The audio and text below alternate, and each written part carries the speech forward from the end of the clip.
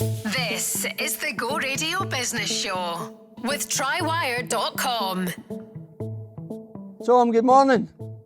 Good morning, Willie. How are you? I'm fine. Well, I'm chipper because obviously this is my last show before the summer break, so I'm absolutely delighted.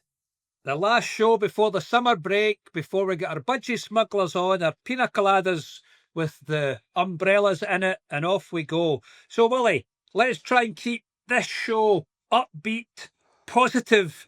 Where do you want to start? Well, that was my plan until I seen the communique from the Scottish Government this morning. MSP Kenny Gibson, wants to talk about the new housing bill levy, and he wants to find out what the industry thinks about it. Basically, this is another tax on builders. Tom, in a week when it's been announced that we drastically missed our targets again in house building, we've said it's a crisis, we've said it's an emergency, and here is another politician wanting to put another barrier. So what he's asking for is to set up think tanks, to listen to industry. Kenny, we can save you a lot of time. They will not think it is a good idea. It's another barrier to house building. So I don't know who came up with this idea, but let me tell you, you have to find another solution for the remediation work that has to be done for buildings that maybe fit into the same category as Grenfell. I don't think Scotland's got a big problem in this sector, but I do believe you're going to have to look at how you get the money from somewhere else. Do not try and put this burden onto builders.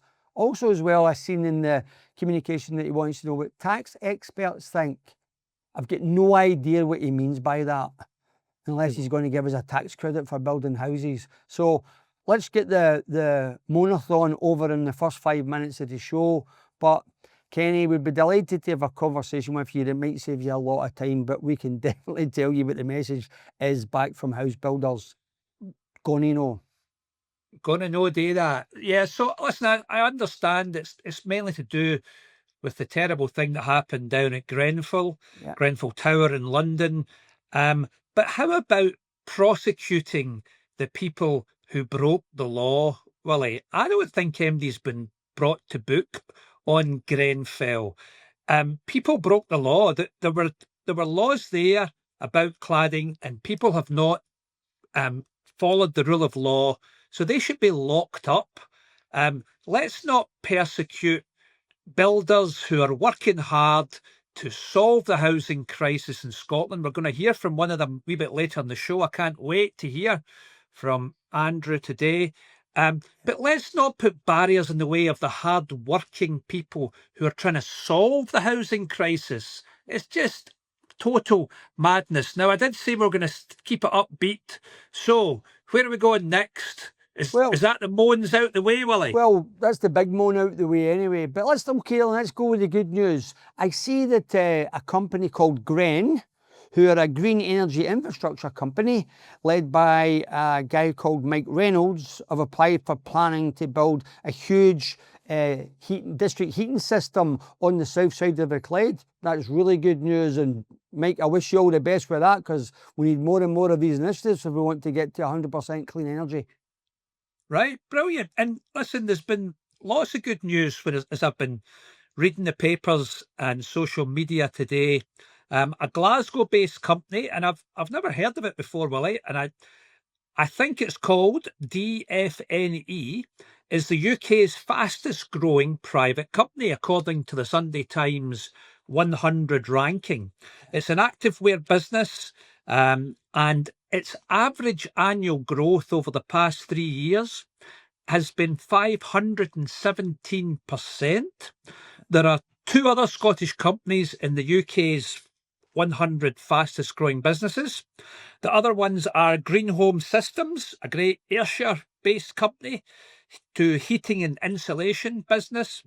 And at number 78, an Edinburgh-based business called Maki and Ramen, Japanese food restaurants.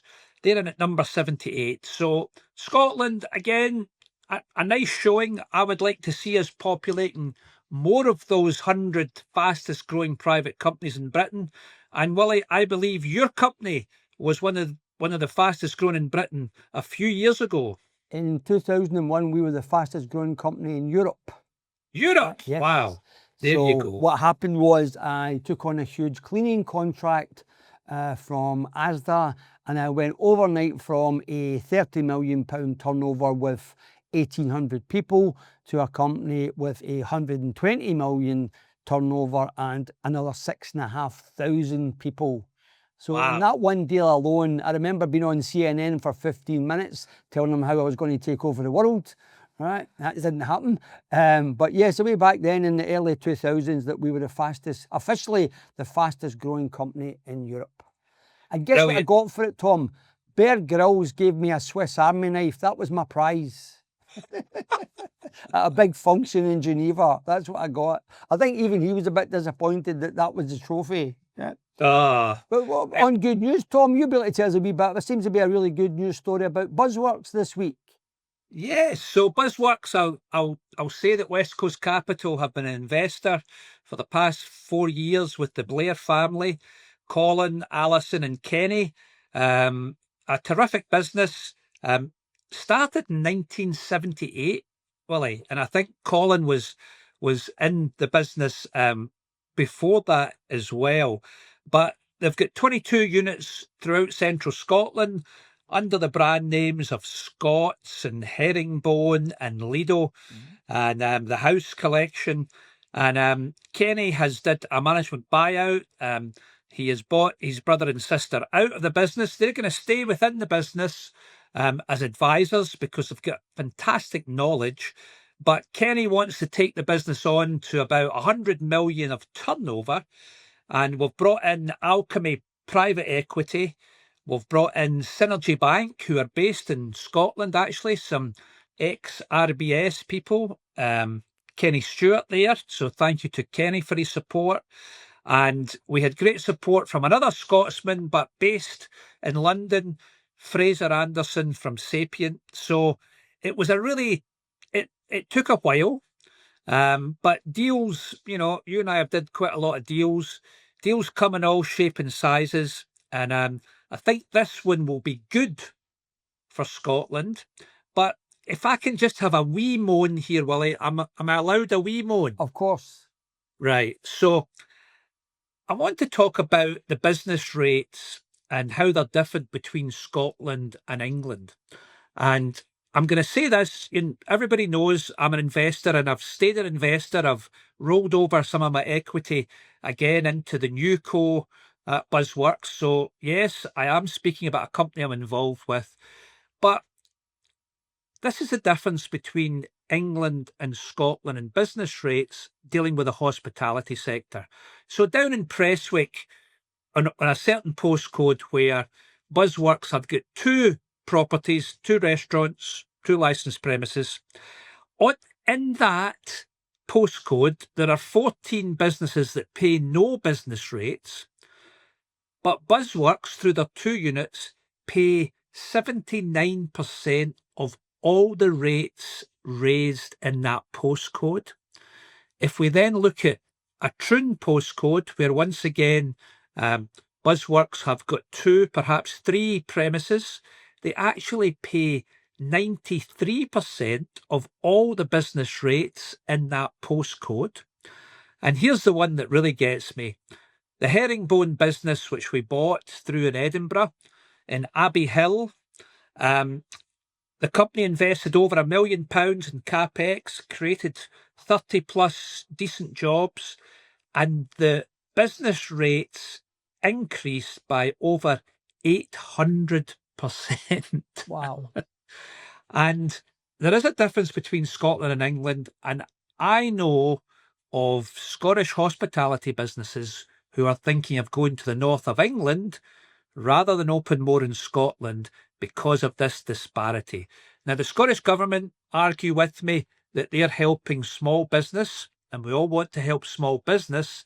My argument would be which businesses are creating jobs. BuzzWorks, in every unit they open, create 50 to 60 decent paid jobs there.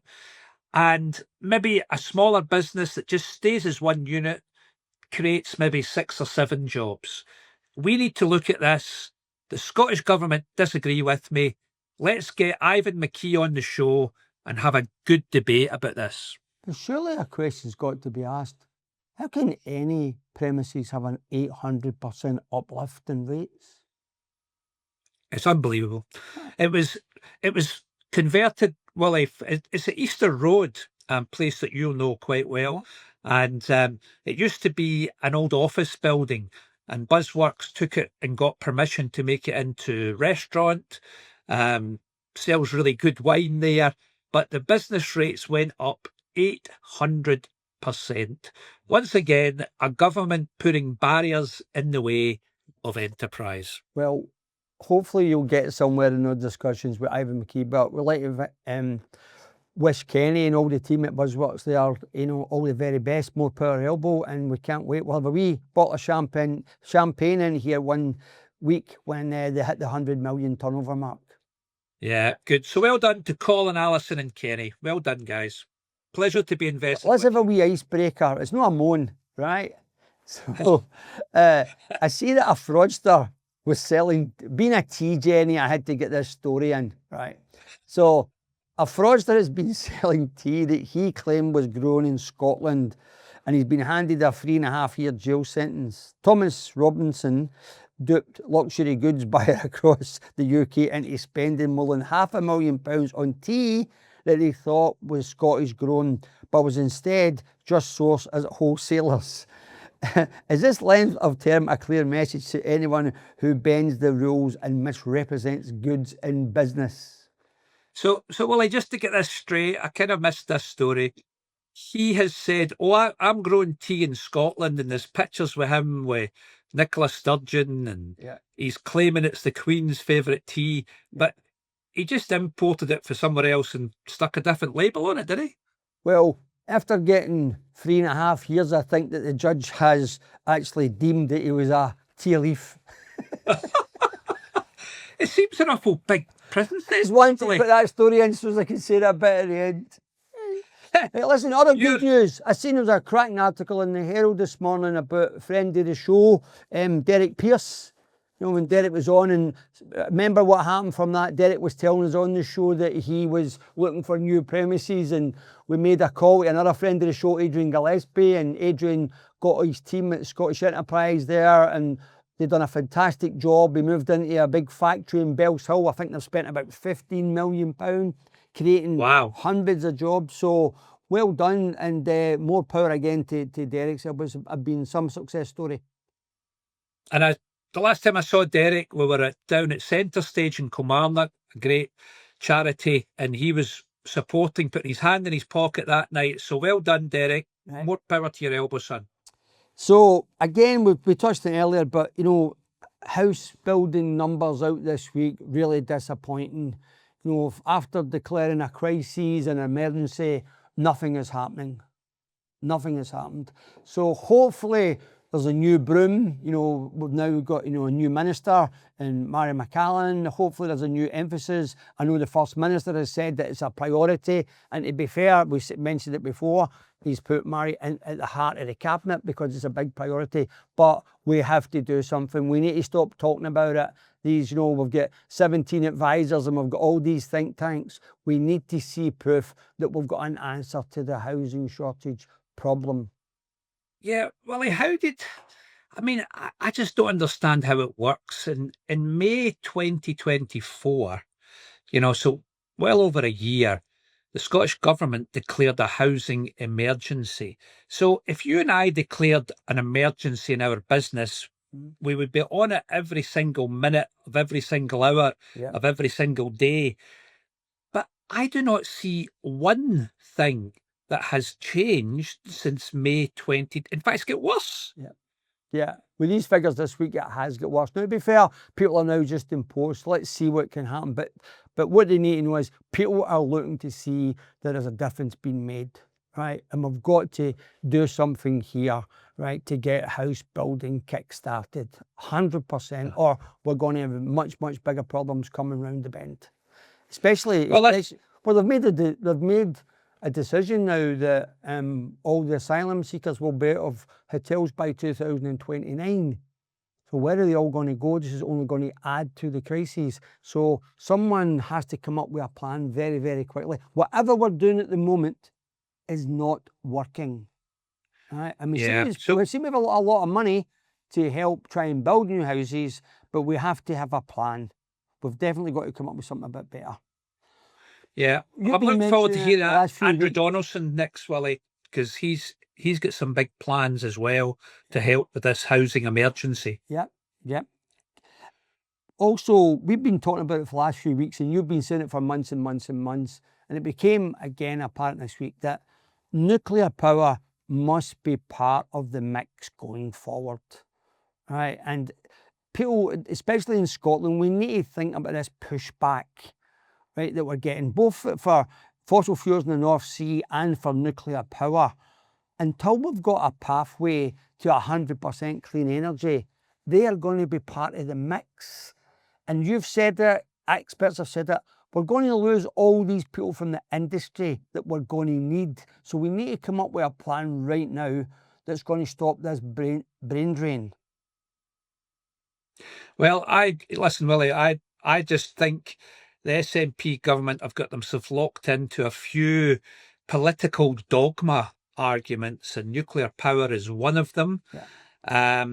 And there's technologies moving on all the time, and Rolls-Royce are coming up with these small nuclear reactors, which seem to be safe and seem to produce the power. Yeah. But I was encouraged this week, Willie. Keir Starmer came out with Labour's industrial strategy for the UK. Yeah. Big document. And one of the things was, and he's obviously listened, him and Rachel Reeves, to industry, saying, how can we get our energy prices down? Yeah. I've never understood why Britain's energy prices are the highest in Europe, if not the industrial world. Mm-hmm. And I was reading, if you're a steel maker in Britain, and now the UK taxpayer, which you and I are probably two of, we are paying to be in the steel industry in Scunthorpe. But here's the difference between it. If you're based in the UK and you're making steel, you're paying £66 per megawatt hour. That's just the unit of energy. £66. If you're in Germany, it's £50 per megawatt hour. If you're in France, it's £43 per megawatt hour. Mm. What I don't understand is we're in Scotland, we've got all the wind, we've got the hydro, we've got, clean energy coming out of our gazoos, and yet and we've also got the North Sea. Germany doesn't have any power sources like that, and I don't think France has, and yet Britain are paying the most. Yeah. So Keir Starmer has listened, and he is looking at ways of bringing down the energy costs. Yeah.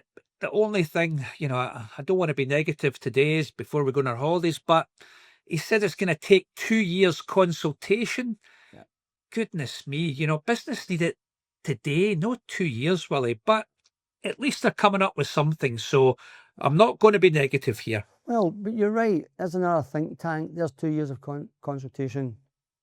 The next time Keir's in my building, I'm going to invite him to jump in the car, and I'll take him to a 1,300 square foot villa that we built up in Dundee recently. Installed solar panels, battery, air source heat pump, and we've installed our energy reduction system. And the guy's energy bill is running at between £10 and £15 a month. Wow. So you don't need any geniuses. We'll come and we'll show you it working, right? And just take it and replicate it across the country. And that's all you need to do.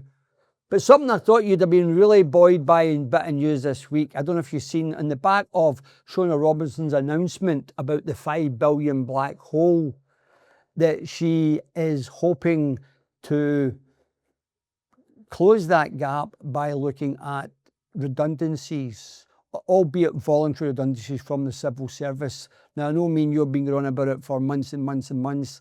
So, unfortunately, it's only going to be, by attrition and by, voluntary redundancy.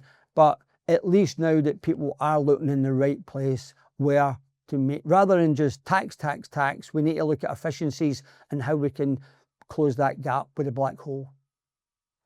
Yeah, there was an interesting article by Alex Massey in the Times about this. I won't go into it because I want to leave this show on a high, but yeah, this needs to be looked at. Rather than keep increasing taxes all the time, let's look at the cost of government.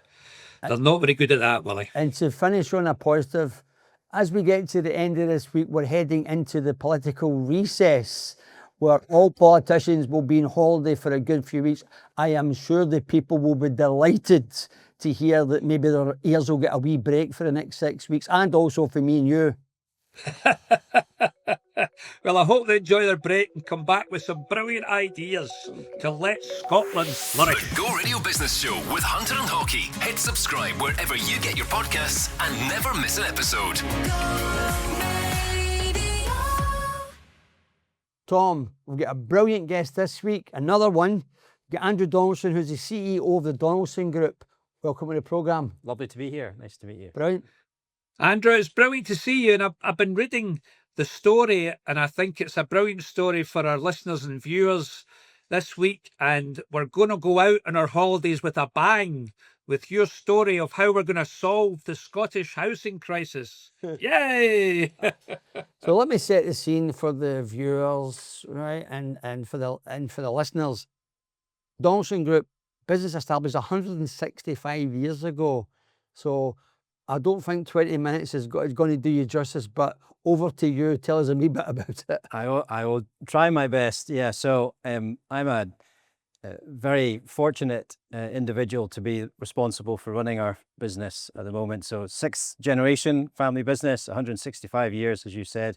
Started in Tayport in Fife, small little fishing village, and it was because there was a key facility there that we were importing timber to that location, and we are still headquartered in Fife. We've always been based in Fife, and I sincerely hope that we will always remain in Fife. It's a fantastic place to have a business, incredibly loyal workforce, but we've managed to kind of grow the business over those 165 years.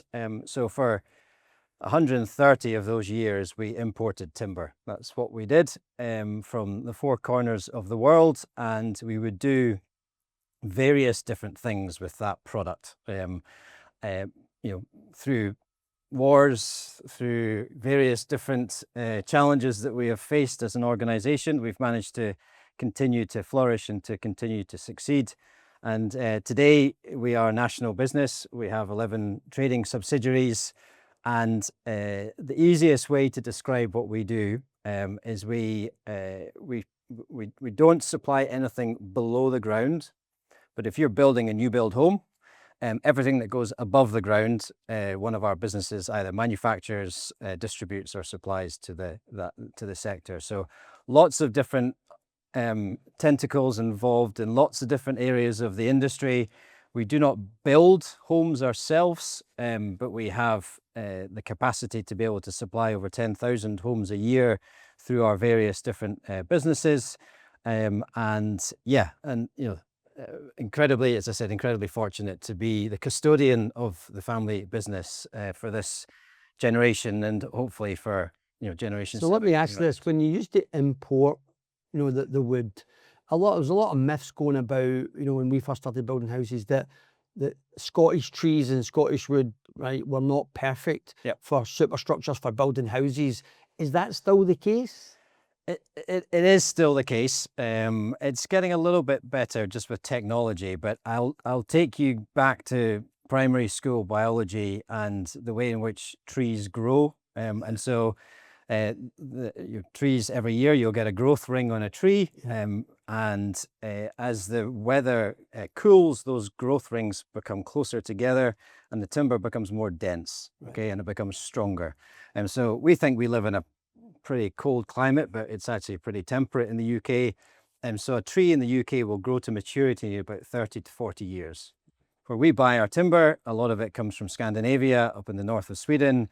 It takes 80 to 90 years for that same tree to grow to maturity. And so it's much denser, and we can use it for a much broader range of products.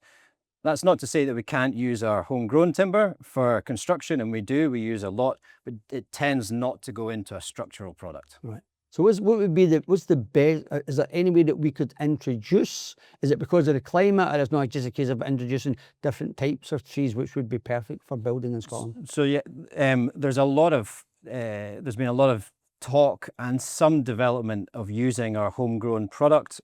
So we have large forests across the UK, and a large forestry industry in the UK. We have tested various different products with it. Cross-laminated timber is an example of where we have tried to take the product and turn it into an engineered timber product. Glulam products, we can use it for I-joist product, for engineered product, where we're actually doing something with it.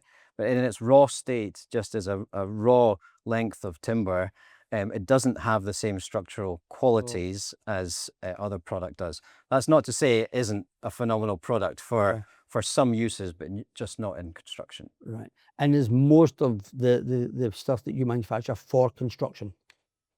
Everything that we manufacture has some form of engineered structural element to it. But we have, we are a huge supplier of homegrown timber ourselves. Yeah. And that will generally go into, a lot goes into landscaping industry, a lot goes into the pallet industry. Yeah. But yeah, we will use homegrown timber for a whole host of products. So very roughly about across the group, 75% of what we do is what we would call imported timber, and 25% is homegrown timber. So let me ask you, is there things, that does the weather have an effect on your supply chain? What's the sort of things that can throw you off? Apart from forest fires. Lots of things. God, where do we start? So when it comes from imported product, weather is a factor, and bizarrely warm weather is the issue. So as you go north, further north into Scandinavia, the problem that they have with warmer weather is that when they go into the forest, it's more difficult to fell the trees and to get them out of the forest. If the ground is frozen, it's much easier to do that. Wind, where we have wind-blown timber, that's a problem because it brings a huge amount of product onto the market, not at the choosing of the forestry industry. So that brings some challenges with regards to the supply and demand dynamics. So yeah, and look, we can get into beetles and all various different types of things that cause trouble in the forestry industry. But yeah, generally weather is not our friend. When we come to construction, as you'll be aware, wind is not our friend either. So we do a lot of timber frame manufacturing, and when we're trying to install a timber frame panel using a crane, having any wind, that can be a challenge. So yeah, weather, but we're in Scotland, we're used to that, and we know how to deal with it. And So yeah, it's interesting. Andrew, can I ask you a different question? There's this old adage about family businesses that the first generation invent it and grow it, second generation maintain it, and the third generation blow it and spend all the money. So Willie and I are looking how we pass on our family business. You guys are 6 generations in. What is the secret? Well, I hope it doesn't double. I hope 3 years doesn't end up being 6th generation as well. But yeah, look, I think for us, look, I've grown up with the business. It's been all I've ever known. I worked out with the business for a period of time, but I grew up working in our sawmilling businesses, and we have it's ingrained in what we do. We have a real passion for what we do, and I think governance. I know that's a very boring word, but governance has a huge amount to play in it. And yes, we're a family business, and that has so many positive attributes that you have to try and understand. What are the key ones that you just have to keep hold of? But then at the same time, we try and run our business to PLC level governance, so we try and have all the appropriate measures in place, all the policies, which, look, sometimes bureaucracy can get in the way, but that keeps you on the straight and narrow, so it kind of keeps you doing the right thing. And for us as a business, we have a very strong purpose. We have a very strong moral compass. And, we try and just keep things incredibly simple. I think in too many cases, we overcomplicate things. And actually, if we just drop back to really simple things around dealing with people, employing incredibly talented people into an organization, understanding that as a family, whether you are the owners or the runners of that business, that you only have a small part to play in that, and you need to have a team around you that are way, way better than you will ever be in your own kind of right. And so that's the philosophy that we've had as a business that, came down from my father and my grandfather over many years. And how many family members are actually in the business today? So actively there are 3, and those 3 are, so my brother is our chairman. My wife, believe it or not, is our group CFO. So I work very closely with her. And then my father is our honorary president. So whether or not that's not really an active role. So yeah, he's always there. He comes to board meetings. He will quite often remind us that he is still the single largest shareholder in the business. So if he wants to know what's going on, he just has to ask, which is quite right. He's earned that right. So yeah, there's 3 of us that really are actively. You've always you're young enough. You get many, many years ahead of you. But what is the next generation coming through? There's 8. Yeah. There's 8 grandchildren. And so look, that's, we're a 165-year-old family business. And for us to have just myself, my brother and my wife actively working in the business is quite unique. Yes. Normally, where you have businesses of that age, you have multiple generations. I was surprised to hear there's only 3 yet. Yeah. And so we're acutely aware of that with 8 of the next generation coming along. And so we're looking at how do we set the business up to ensure that it's there for the next generation. But equally, there's then no pressure put on them, So I had absolutely no pressure from my parents to join the business, and and I think that's a really healthy thing. And so, if they wish to be involved in the business, then the business will always be there for them. If they want to go off and do something that's much more interesting and exciting, then obviously we'd be delighted to support that as well. Yeah. So still based in Fife, headquartered? Glenrothes. Yeah. Glenrothes in Fife, yep.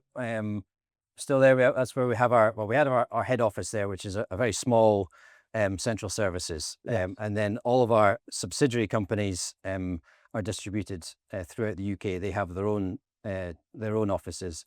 And so our model is one of decentralization. So we have a core of people at the centre, which have all the appropriate knowledge and experience for policies and helping with IT and cybersecurity and HR and risk. That's all done centrally, but then we decentralize everything. So we have leadership teams, management teams that run the businesses, and they're empowered. And how many sites throughout the UK do you manufacture? To manufacture, good question. We have 50 sites in total. Wow.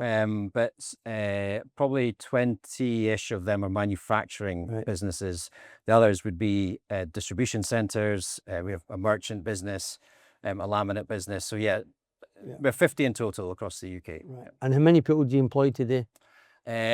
We, as of yesterday, 1,508. Wow. So yeah. Wow. It's, Fantastic. Yep.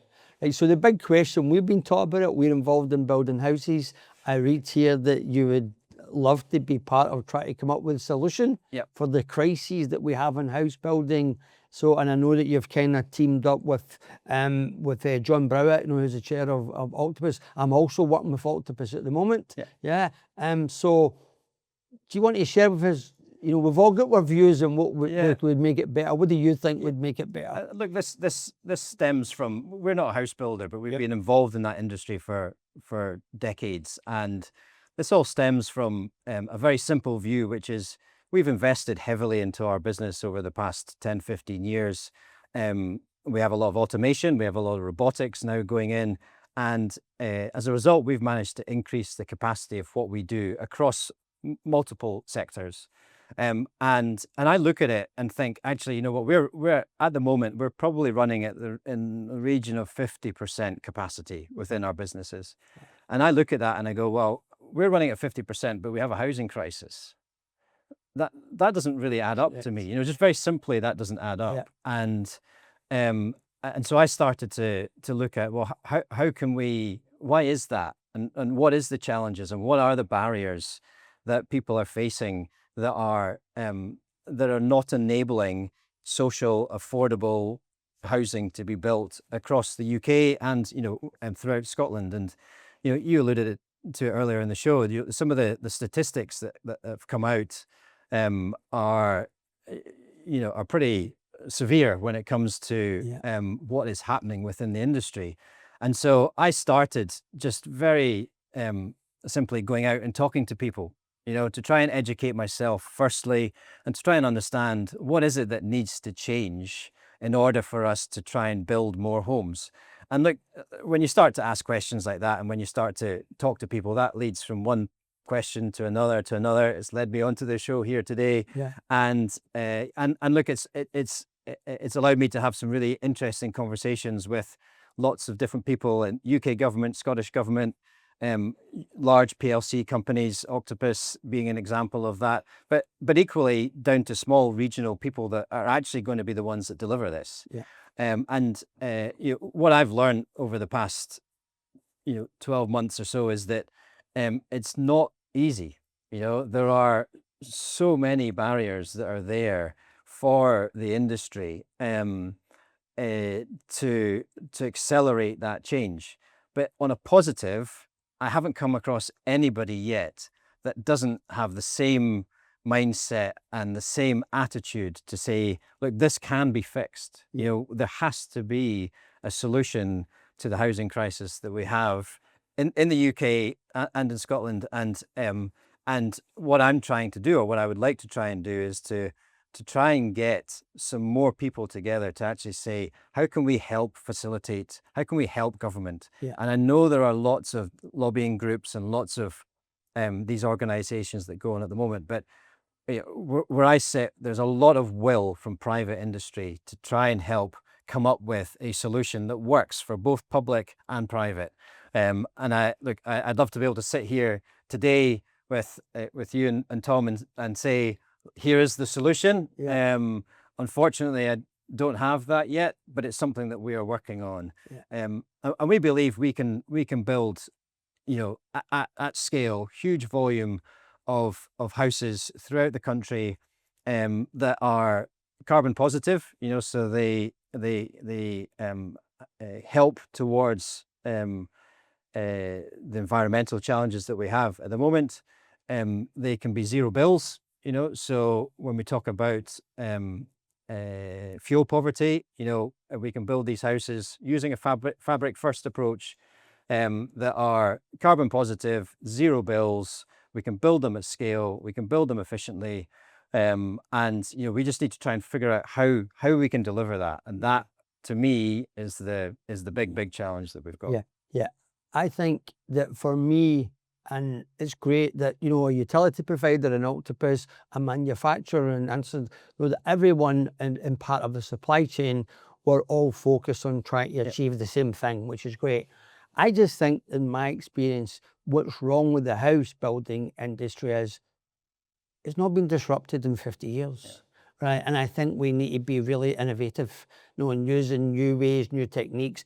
And and no matter who it is, and it's great to talk about zero bills and all that stuff, but that there's a cost to that, and it has to be, where does that cost end up? And I don't know if you're not at the sharp end building the houses, but I can tell you there's a real pushback now from the tenants, from the buyers, as to, wait a minute, why is it 30 grand more? Why is it 40 grand more? And I think that we need to be cleverer. And I've been saying for weeks and weeks, if the UK government backed up what it said about GB energy, and we had a pathway to get to 100% energy, we could take 30 grand at the cost of building a house, right? We wouldn't need solar panels, heat pumps, batteries. Right? I know a lot of people may not want to hear that, but that's a fact. Whereas if everyone was clean, it wouldn't matter how much energy you're using, right? Because you're not doing it into the ozone layer. But what we should be concentrating on, the way the octopus are, is try to reduce your bills, right? So we can get the carbon thing sorted out, right? The sustainability of that. But I think what we have to do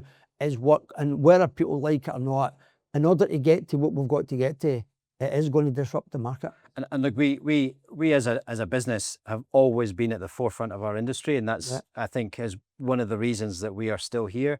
We've invested, as I said, heavily into automation over the past few years, and for me, there is ways that we can take cost out of housing. Okay, so if we take affordable social housing as an example, one of the huge challenges, or one of the huge cost burdens to that, is actually planning. Okay, and the amount of time it takes to go through planning, the amount of time it takes to design homes, to redesign homes, and so why, as a Scottish government, can we not come up with a standard set of house types? Okay, let's say it's 15 house types, and we say, right, from a chief planning officer perspective, they're all approved. Okay, I know that going through our factory, they are ultra efficient to manufacture. We know that installation, they're ultra efficient for installation.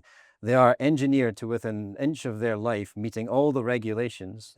Why can we not start looking at innovation like that and taking that as a solution to say, well, if we did that and we used these house types, actually it would save £10,000 a house, or whatever that number may be. So I can give you a bit of good news on that. That's exactly what I'm working on with the government. Okay. Well, and we're getting there, and we're getting there. So we're hoping over the next 10 years to build 11,000 houses. And with a wee bit of luck, we'll be building 11,000 the exact same, right? And that will take a huge cost out of building houses. So I think in the short couple of minutes we've got left, then do you want to give the company a wee plug, right? So people listening, watching can come to buy kit off you. So look, we are a family business driven by family values. Our purpose as an organization is to help to build more positive futures for people, and whether that's people that that work with us within the organization, or people that we work with in terms of suppliers or communities in which we operate within. And so look, we're a very simple, proud Scottish business, and want to remain that for another 2, 3, 5 generations, however many that way that will last. But so if you want to be involved, if you want to help the solution, if you want to build greener, faster, better homes for the next generation, then please reach out, please get in touch, and we'd be delighted to speak. Brilliant. Tom? Wow. So listen, Andrew, I'm so sorry I wasn't in the studio today to meet you, but I'd love to come through to Glenrothes when we're back our holidays. And I just think, someone like yourself, and we have so many guests who come on the show who know their industry inside out. They just need to, we just need people in the government to listen to you and get on with this. As I said to Willie many times, I can't believe that the government announced a social or a housing crisis over a year ago, but nothing seems to have changed. You have some of the solutions. Willie has some of the solutions, and we just need to get on with it. You're desperate. Willie's desperate. I'm very desperate. And it's there. It's within our grasp, but I'm not quite sure what's holding us back. But I think a couple of things I've taken from your conversation today is 6 generations is really special. So well done. I noticed that you went over to Babson as well, one of my favourite places, Babson College. And I think there's an awful lot for our viewers and listeners to take from your chat today about being passionate about Scotland, being passionate about a Scottish-based business, moving it on to the 7th generation. And all I can say is well done, congratulations, and I'll be on the road to Glenrothes when I'm back. Welcome anytime. Welcome anytime. Thank you very much. Thank you. Thank you for coming. Have a great holiday. The Go Radio Business Show with Hunter and Hockey. Hit subscribe wherever you get your podcasts and never miss an episode. On the board you can't afford this week, we've got a fantastic guest. We've got Laura Porter, who's the owner of Fab Salons. Yeah. Welcome, Laura. Thank you, Willie. Good. So tell us a wee bit about yourself. My name is Laura Porter and I am a beauty entrepreneur. I have a beauty salon based in Glasgow and I'm the founder of my own cosmetic line, which launched in 2022. Brilliant. Good time to launch right after COVID. Yeah, well, it started developing it before COVID, and just with the delays and trying to develop it, it took a lot longer, but we eventually got there. So what made you, was there kind of, is there an entrepreneurial spark in the family, or was it just something you decided I'm having a go? No, there isn't at all. I've come from Chapel, so you can imagine the upbringing there. There wasn't really that kind of entrepreneurial at all. I don't think anyone worked there actually, but yeah, I just had it in me, I guess, to just work really hard. And I think being brought up in the drum butt would give you that wee competitive spirit. You won't be afraid of anything. No, I'm not at all. Right. So tell us a bit about the business. So we've got, I first started the cosmetic line basically just to develop it for my customers within the salon, and then realised I had a bit of a niche for what I was developing. I'm part of the whole formulation. I work with a company in Glasgow actually to formulate everything. So I first started with just a couple of products, and I've now got about 14 on my line within the last kind of 3 years, and I'm constantly working about to launch a range for teenagers as well. So Fab Salons, do you actually have a salon? Yeah, so the salon's in Burnside, so Right. I've got 3 staff members there. So I've just recently had the baby, so I've kind of took a wee bit of a setback from that, and now I'm going to try and focus solely on the cosmetic line as well. But that's a cracking wee kind of micro economy there. It's Yeah, shops. Burnside, I mean, I've worked there for about 14 years, and I just rented space in other shops there before I opened my own. Right. Yeah. And what's your growth been like since 2022? So it's doubled each year. Right. And so what does that come in numbers? So for the second year, the turnover was 200,000, and we're just ready for waiting to hear what we've got Fantastic. for last year. So. Fantastic. But just for a small cosmetic business, I think it's done really well. And now with 14 products, what do you think the size of the business could be realistically? The potential, it could go anywhere really. So I guess that's kind of where the question kind of comes in. Right. Like, it's how do I scale my business without losing the value of why I set it up? Yeah. You know, and financially as well. Like, how do you scale it without giving too much of your business away? Right. Good question. Right. Probably a question we're asked a lot. The key thing is, if your business is not capital intense, right? So you're not having to spend a lot of money in R&D or buying equipment. Yeah. If your business is successful, even at the level of 400k or whatever it might be, if you're generating cash, we were very, very fortunate, even though we're a big business today, in the early years that we made money and we used the cash that we made. So we never had a loan in the business for maybe the first 25 years or whatever. So I would say to you that, to answer the question, if you generate cash in the business, in the early years, like, don't say that's great, I'm going to take a big dividend, or I'm going to buy a BMW. You don't look as if you're someone who's going to do that anyway. But if you can generate cash in the business, then it should be easy at least to get your bank, once you've kind of, you've built up a bit of gravitas within the bank that you're a good wee business, that you should be able to borrow. Yeah, so I've never borrowed. Right. That's the thing. Yeah. I used the cash that I generated from the salon and invested that into the cosmetic line. So there's been no, I don't owe anybody any money. So even the money that comes back in on the cosmetic line, it just gets put back in to be buying new products and developing new things as well. So it is a real catch-22. That's the dilemma. Do I borrow to grow the business, then I'm not giving away equity? Or am I better bringing in an investment partner? And I always say I was very fortunate that we generated enough money to grow the business. And what we probably did was we limited our growth to the amount of cash, but it worked for us. Yeah. So in the early years, we'd start off at 100 grand turnover, maybe the following year get to 300 grand, same as the same sort of growth. And then it grew and grew and grew in the early years up to like 6 million turnover, whatever it might be. But we generated enough cash in the business to grow the business. So I never thought about that, but for obviously the experience I've had in the last 30 years talking to other people who have been in this position, I would just say to you that grow if you can, to the extent on your own. Walk before you can run. Get a good foundation. get to a position where you're generating enough cash where you can have a strategy to grow quicker. So you say that the cash that we've got in the business today would allow us to grow by 20% next year. And that's a big quantum, right? That's it. And then look at it. But then if an opportunity comes around where, wow, I can be in Boots or I can be wherever it might be, but it's going to cost me X amount of money, that's when you've got a big decision to make. But by that time, hopefully you've been generating enough money in the business that a bank will lend you, and then don't be afraid to get a loan, as long as you're not really burdening the company with a lot of debt, right? No, so if you look at the value of your business and the ratio to the debt, try and never get to the situation where it's more than 50% of the value of the business. I would say that that's probably a good indicator. But also what you can look at is if you come up with a product that's really, really good. I had this conversation with someone yesterday, is that maybe the people who would buy your product would be interested in investing in your business. And that's what the Americans call smart money.